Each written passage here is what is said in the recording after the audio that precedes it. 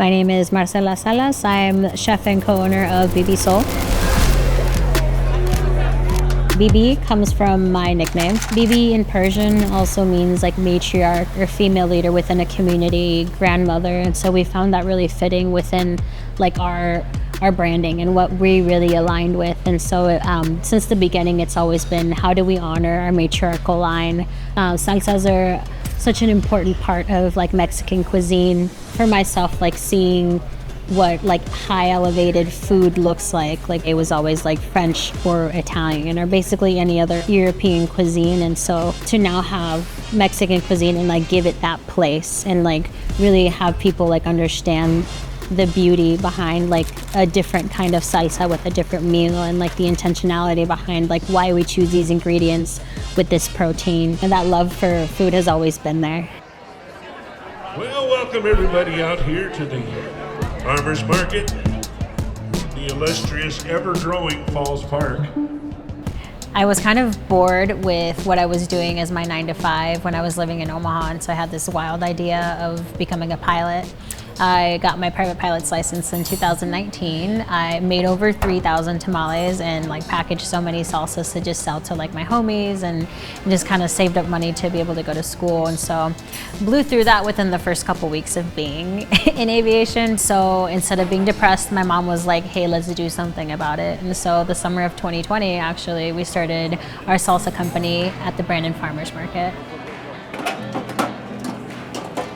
Probably about a year and a half into starting the business, we started to approach wholesale a little bit more seriously. And within all that time, we were struggling to find a commercial kitchen to call home, and so we actually invested in a food truck ourselves. Yeah, this was our first summer rolling with our food truck, and so it's been interesting.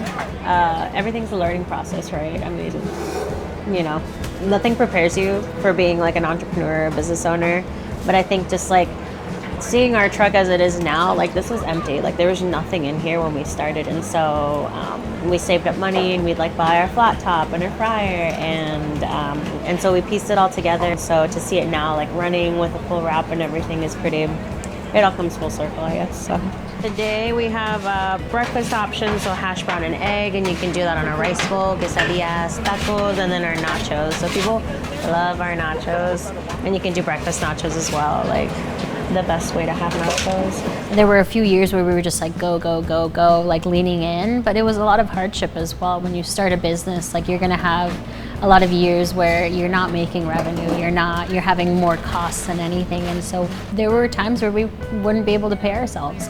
And we held our like 40-hour jobs up until 2.5, almost 3 years into the business. And at that point we were like, okay, we can't continue to do both. And so we left our 9-to-5s, our 40 hours a week, our health insurance, our bi-weekly pay to be able to lead into something that really didn't pay us out very much for a couple of years. And so that was a lot of hardship because, you know, showing up to the market, yeah, we'd be really good like seasonally, but then when winter time came, it was a little bit of a drought. The opportunity to rent a commercial kitchen in downtown Sioux Falls became available, and so that kind of led into the next chapter of what like Salas Salsas would lead into, you know, becoming BibiSol as well.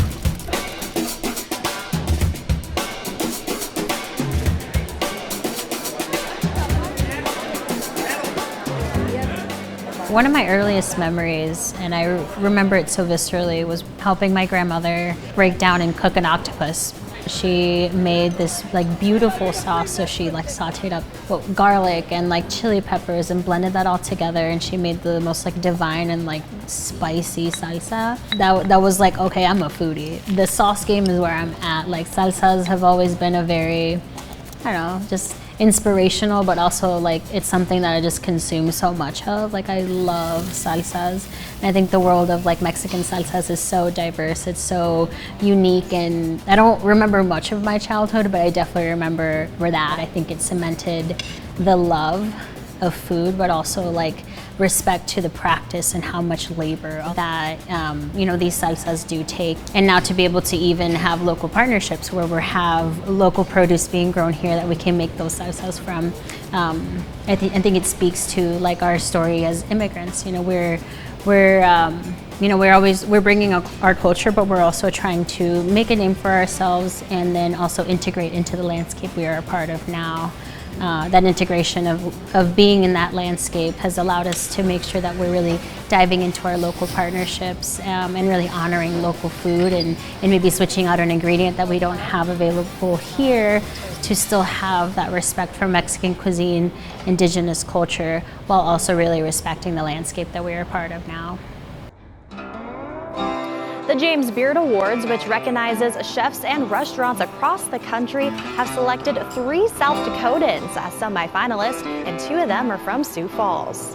So when I first heard that I was nominated or semifinalist through the James Beard Foundation under the Emerging Chef category, my friend Bo from Looks called me and he's like, "Congratulations!" And I'm like, "Thanks, what did I do?"